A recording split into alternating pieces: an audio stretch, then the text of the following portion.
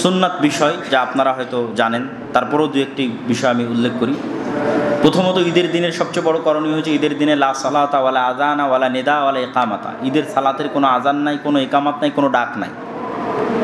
আমাদের জুমার সালাতেও আজান হয়েছে এবং আমার সালাতের আগে ইকামাত হবে, কিন্তু ঈদের সালাতে কোনো ইকামাত হবে না এবং ঈদের সালাতের জন্য কোনো আজান হবে না।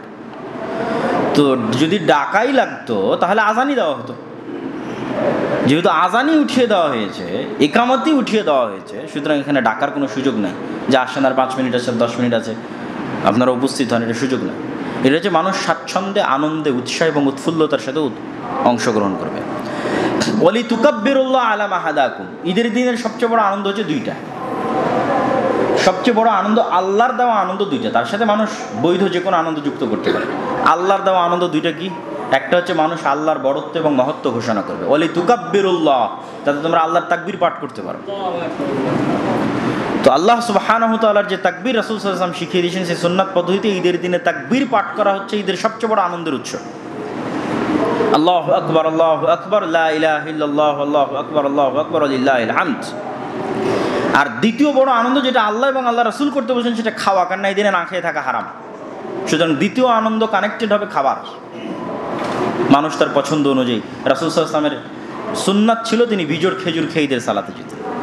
তা আমরা চেষ্টা করবো বিজোড় খেজুর খেয়ে ঈদের সালাতে যাওয়ার, কিন্তু বাকি যে কোনো হালাল খাবার দিয়ে মানুষ আনন্দ উদযাপন করতে পারে।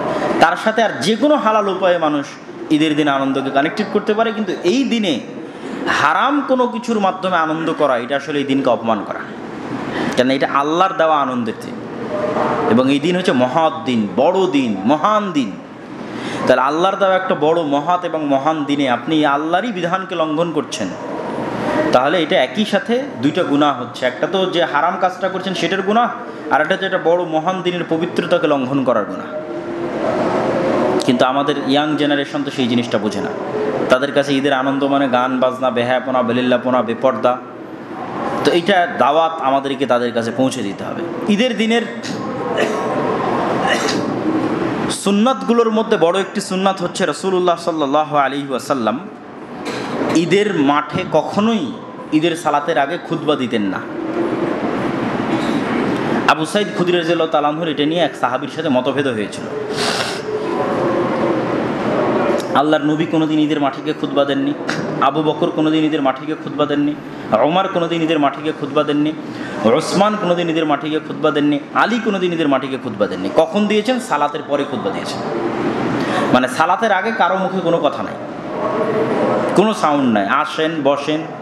কিন্তু আমাদের গ্রামগঞ্জে সব জায়গায় দেখবেন যে ঈদের মাঠে ঈদের সালাতের আগে কে চেয়ারম্যান, কে মেম্বার, কে অমুক দলের নেতা, কে অমুক দলের সভাপতি, সেক্রেটারি, সব ডাকাত, চোর, বাটপার, লুটেরারা এসে মাইক ধরে 5 মিনিট 10 মিনিট করে কথা বলবে। এটা একটা ঘৃণিত পদ্ধতি, এটাকে শক্ত হাতে দমন করতে হবে। এটা রাসূল সাল্লাল্লাহু আলাইহি ওয়াসাল্লামের সুন্নাত বিরোধী। মানুষ থাকবে কি যাবে সেটা দেখে লাভ নাই, কথা হবে ঈদের সালাতের পরে। এটা রাসূল সাল্লাল্লাহু আলাইহি ওয়াসাল্লামের সুন্নাত, কেউ করেনি। আবু বকর, ওমর, ওসমান, আলী কেউ করেননি। সবাই আগে ঈদের মাঠে গিয়ে আগে ঈদের সালাত আদায় করেছে। ঈদের সালাতের সময়ের ক্ষেত্রে রাসূলুল্লাহ সাল্লাল্লাহু আলাইহি ওয়াসাল্লাম ঈদুল আজহা করতেন দ্রুত, আর ঈদুল ফিতর করতেন একটু দেরিতে। দুটোর পিছনে রহস্য আছে। ঈদুল আজহা দ্রুত করতেন কেন? দ্রুত ফিরে এসে পশু প্রাণী জবাই করতে হবে, দেরি করা যাবে না। আর ঈদুল ফিতর দেরি করতেন কেন? ওই যে ফিতরা ঈদের সালাতে যাওয়ার আগেই পৌঁছে দিতে হবে। তো তাতে যদি মানুষের কোনো কাজ কর্ম কিছু বাকি থেকে থাকে ফিতরা কেন্দ্রিক পৌঁছে দেওয়ার, তো সেটা পৌঁছে দিয়ে বন্টন করে বা বের করে তারপরে সেই ঈদের সালাতে আসো। সুতরাং একটু দেরিতে হলে সমস্যা নেই। স্বাভাবিকভাবে সূর্য ওঠার কিছুক্ষণ পরপরই রাসূলুল্লাহ সাল্লাল্লাহু আলাইহি ওয়াসাল্লাম ঈদের সালাত আদায় করতেন, যেটা এখনও সৌদি আরবে কালচারালি ফলো করা হয়। তারা ঈদের সালাতের জন্য একদম ফজরের সালাতের সময় বের হয়ে যায়। আলাদাভাবে ঈদের সালাতের জন্য কেউ বের হয় না, ফজরের সালাত আদায় করে বসে থাকে ঈদের সালাতের জন্য। সূর্য ওঠার কিছুক্ষণ পর ঈদের সালাত আদায় করে। ঈদের সালাতের সাথে জরুরি আর একটা কর্তব্য কি? মেয়েদের ঈদের সালাতে উপস্থিত হওয়া। স্পষ্ট হাদিস যে রাসূলুল্লাহ সাল্লাল্লাহু আলাইহি ওয়াসাল্লাম উমিরনা আন নুখরিজা, আমরা, উম্মে আতিয়া বলছেন, আমরা রাসূল সাল্লাল্লাহু আলাইহি ওয়াসাল্লাম কর্তৃক আদিষ্ট হয়েছে যে আমরা আমাদের মেয়েদেরকে ঈদের সালাতে নিয়ে যাব। এমনকি ঋতুবতী মেয়েদের ঈদের সালাতে নিয়ে যাব। ওয়ালিয়াশহাদনাল খায়রা ওয়া দাওয়াতাল মুমিনিন, তারা ঈদের সালাতে গিয়ে সালাত আদায় করবে না, তবুও মাঠে যাবে। এমনকি রাসূলুল্লাহ সাল্লাল্লাহু আলাইহি ওয়াসাল্লাম বলছেন, কারো যদি কাপড় না থাকে, ইযা লাম ইয়াকুন লাহা জিলবাবুন আন লা তাখরুজা, তার কোনো চাদর নাই, বোরখা নাই যেটা পরে বের হবে, লিতুলবিসাহা সাহিবাতুহা মিন জিলবাবিহা, তাহলে তার বান্ধবী, তার পাড়া প্রতিবেশী তাকে যেন চাদর দেয়, তাকে যেন বোরখা দেয়, সে ধার করে হলেও ঈদের মাঠে উপস্থিত হবে। এটা মূলত আল্লাহ সুবহানাহু ওয়া তাআলার বড়ত্ব এবং মহত্ব প্রকাশ করার এক বিশাল সমাগম। এই জন্য ঈদের মাঠ না ভাঙ্গা ভালো, ঈদের মাঠ বড় হওয়া ভালো, ঈদের জামাত বড় হওয়া ভালো। এখানে একটা ঈদের মাঠ, তারপরে তার পাশে আরেকটা, তার পাশে আরেকটা, এরকম না হওয়া ভালো। হারাম এটা বলছি না, কিন্তু মূল যে মাকসাদ ঈদের সালাতের, সেটা প্রকাশ করার জন্য জমায়েত বড় হবে তত। যেমন একটা দল যদি মিছিল আয়োজন করে, সমাবেশ আয়োজন করে, তাহলে সে দেখাতে চাইবে যে প্রকাশ্য ফিল্ডে তার কত লক্ষ লক্ষ মানুষ উপস্থিত হয়েছে। তো এইটা কিছুটা মুসলমানদের ওই আনন্দ সমাবেশের মতোই, আনন্দ মিছিলের মতোই, কিন্তু এটা কোনো ব্যক্তির জন্য হচ্ছে না, কোনো দলের জন্য হচ্ছে না, এটা আল্লাহর জন্য। এই মিছিলের স্লোগানও আল্লাহ সুবহানাহু ওয়া তাআলা। এই জন্য ঈদের সালাতের আর একটা বড় সুন্নাত হচ্ছে মানুষ পায়ে হেঁটে ঈদের মাঠে যাবে, যাতে আল্লাহর ওই বড়ত্ব এবং মহত্বের বহিঃপ্রকাশটা ঘটে। যে সবাই পায়ে হেঁটে, হাজার হাজার মানুষ পায়ে হেঁটে ঈদের মাঠের দিকে যাচ্ছে এবং মুখে আল্লাহ সুবহানাহু ওয়া তাআলার বড়ত্ব বর্ণনা করছে, এবং নারী পুরুষ সবাই ঈদের মাঠে উপস্থিত হয়েছে, বিশাল বড় গণজামায়াত, আল্লাহর শুকরিয়া আদায় হচ্ছে, আল্লাহর তাকবীর পাঠ হচ্ছে। এটা হচ্ছে ঈদের মূল বড়ত্ব এবং মহত্ব। এটা শুধু আমি আজকে বের করে বলতেছি তা না, এটা শাহুলিল্লাহ মুহাদ্দিস দেহলভী হুজ্জাতুল বালিগার মধ্যে বলেছেন, শাইখুল ইসলাম ইবনে তাইমিয়া রাহিমাহুল্লাহ বলেছেন, সবাই বলে গেছেন যে ঈদ কেন্দ্রিক সকল বিধিবিধান, হুকুম হাকামকে একত্রিত করলে এটা নিশ্চিত বোঝা যায় যে ঈদের মূল রহস্য হচ্ছে এটা। এই জন্য মেয়েদেরকে এত জোর জবরদস্তি করে বলা হচ্ছে যে তোমাদেরকে ঈদের মাঠে উপস্থিত হতে হবে।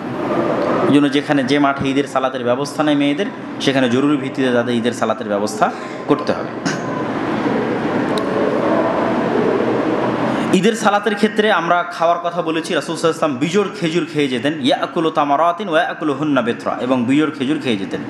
তাকবীরের কথাও আমরা উল্লেখ করেছি। ঈদের দিন মানুষ গোসল বা সৌন্দর্য এগুলো স্বাভাবিকভাবে অবলম্বন করতে পারে, বিশেষ কোনো বিধান রাসূল সাল্লাল্লাহু আলাইহি ওয়াসাল্লামের পক্ষ থেকে নাই। বিশেষ বিধান যদি থাকে হাদিস দ্বারা প্রমাণিত, তাহলে জুমার দিনের জন্য আছে। জুমার দিনে গোসল করার অসংখ্য হাদিস আছে, জুমার দিনে ভালো কাপড় পরিধান করার অসংখ্য হাদিস আছে রাসূল সাল্লাল্লাহু আলাইহি ওয়াসাল্লামের পক্ষ থেকে। ঈদের দিনে বিশেষ করে গোসল করতে হবে, বিশেষ করে নতুন জামা কাপড় পরতে হবে, এরকম কোনো হাদিস পাওয়া যায় না, কিন্তু অবশ্যই মানুষ আনন্দের খাতিরে সেটা করতে পারে। ঈদের দিনের আরেকটা বড় সুন্নাত হচ্ছে এক রাস্তায় যাবে আর এক রাস্তায় আসবে। এটাও হচ্ছে জনগণের ব্যাপকত্ব এবং বিশালত্ব ফুটিয়ে তোলার একটা মাধ্যম। যে কানা নবী সাল্লাল্লাহু আলাইহি ওয়াসাল্লাম ইযা কানা ইয়াউমু ঈদিন খালাফা তারিক, আল্লাহ নবী রাস্তা পরিবর্তন করতেন, যে রাস্তায় যেতেন তার বিপরীত রাস্তায় আসতেন। তো এই ছিল আমাদের সংক্ষিপ্ত আলোচনা সাদাকাতুল ফিতর সংক্রান্ত এবং ঈদুল ফিতর সংক্রান্ত। আল্লাহ সুবহানাহু ওয়া তাআলা আমাদের সকলকে সুন্নাত পদ্ধতি অনুযায়ী আনন্দের সাথে, নিরাপত্তা, আমন আমানের সাথে রাসূল সাল্লাল্লাহু আলাইহি সাল্লামের দেখানো পথ পদ্ধতি অনুযায়ী সাদাকাতুল ফিতর বের করার এবং ঈদুল ফিতর আদায় করার তৌফিক দান করুক, আল্লাহুম্মা আমিন। বক্তব্যের শেষে জরুরি কথা যে আমাদের দাওয়া সেন্টার পুরো রমজান মাসব্যাপী এখানে বিভিন্ন কার্যক্রম পরিচালিত হয়েছে, বিভিন্ন কোর্স চলেছে, ইফতারের ব্যবস্থা থেকেছে, তারাবির ব্যবস্থা থেকেছে। তো আমাদের মোটামুটি সকল স্টাফ ছুটিতে চলে গেছে, আজকে হয়তো শুধু একজন স্টাফ আছে, সেও হয়তো যাবে। তো আজকের পর থেকে পরবর্তী জুমা পর্যন্ত আমাদের এখানকার কার্যক্রমগুলো একটু অফ থাকবে এবং পরবর্তী জুমা থেকে ইনশাল্লাহ আবার সকল কার্যক্রম শুরু হবে। তো সেক্ষেত্রে যারা হয়তো আপনারা এখানে নিয়মিত আসেন, তারাবির সালাতে হোক বা ইফতারিতে হোক, তারা আজকের এই 2 দিন নিজের মতো করে যেখানে সম্ভব হবে সেখানে আপনারা অংশগ্রহণ করবেন ইনশাল্লাহ। আর আপনারা এখানে যারা যেভাবে অংশগ্রহণ করেছেন তারপরেও উদাত্ত আহ্বান থাকবে।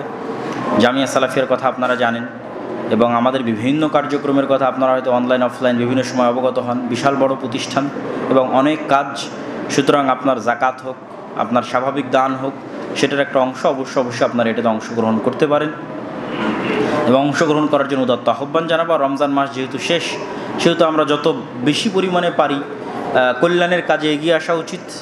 আর দান এবং সাদাকা আল্লাহ সুবহানাহু তাআলার কাছে পৌঁছবে না, তারপরও আল্লাহ দিতে বলেছেন।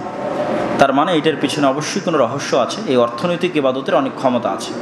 তো অর্থনৈতিক ইবাদতের একটা বড় ইবাদত হচ্ছে যাকাত, অর্থনৈতিক ইবাদতের একটা বড় ইবাদত হচ্ছে ফিতরা। আমরা পুরো রমজান মাস ইবাদত করলাম শারীরিক, মানসিক, আত্মিক, কিন্তু আমার অর্থের কোনো ইবাদত হলো না। এই জন্য ইসলামের মধ্যে সামঞ্জস্য আছে। সালাত মানুষের শারীরিক মানসিক ইবাদত, কিন্তু জাকাত মানুষের অর্থনৈতিক ইবাদত। ঠিক হজ মানুষের শারীরিক মানসিক অর্থনৈতিক সবগুলো এক জায়গায় কম্বিনেশন আছে যা হজের মধ্যে। মানুষের টাকাও খরচ হয়, মানুষের শরীরেরও পরিশ্রম হয়। এই জন্য হজের ক্ষেত্রে বলা আছে যে মানুষের শরীরের সক্ষমতাও লাগবে, টাকার সক্ষমতাও লাগবে, দুই সক্ষমতা এক জায়গায় হলে হজ করতে হবে। তো এই অর্থনৈতিক ইবাদত থেকে আমরা মিস না হই। রমজান মাসে আমরা শারীরিক মানসিক ইবাদত করেছি, কোরআন তেলাওয়াত করেছি, তারাবির সালাত আদায় করেছি, না খেয়ে থেকেছি, কিন্তু আমার অর্থেরও ইবাদত আমরা করি, অর্থের থেকেও আমরা আল্লাহ সুবহানাহু ওয়া তাআলার সন্তুষ্টির জন্য দান জাকাতে অংশগ্রহণ করি, যার একটা অংশ আপনাদের অবশ্যই হক রাখে আপনাদের দাওয়াত সেন্টার, জামিয়া সালাফি, এই প্রতিষ্ঠানগুলো। সেই প্রতিষ্ঠানগুলোর কথা আপনারা স্মরণে রাখবেন। আল্লাহ সুবহানাহু ওয়া তাআলা আমাদের সকলকে এই পুরো রমজান মাসের যা ভুল ত্রুটি আছে সেই ভুল ত্রুটিগুলো ক্ষমা করে দিয়ে রমজানের যে ফজিলত আছে সেই ফজিলত পাওয়ার আল্লাহ সুবহানাহু ওয়া তাআলা আমাদের তৌফিক দান করুক। আল্লাহুম্মা আমিন। আল্লাহ আমাদেরকে পরবর্তী রমজান পর্যন্ত জীবিত থাকার তৌফিক দান করুক। আল্লাহুম্মা আমিন। রমজান অতিক্রম হয়ে গেল কিন্তু গুনাহ ক্ষমা করে নিতে পারলাম না, এটা অনেক বড় আফসোসের, অনেক বড় অভিশাপের এবং অনেক বড় দুঃখের। তো এখনও যে কয়দিন সময় আছে আমরা চেষ্টা করি আল্লাহ সুবহানাহু ওয়া তাআলা আমাদের সকলের গুনাহ খাতা ক্ষমা করে দিক। আল্লাহুম্মা আমিন। আমাদের যারা মারা গেছে তাদের আল্লাহ কবরের আযাব মাফ করে দিক। আল্লাহুম্মা আমিন। যারা এই প্রতিষ্ঠানের সাথে, এই দাওয়া সেন্টারের সাথে বিভিন্ন দাওয়াতি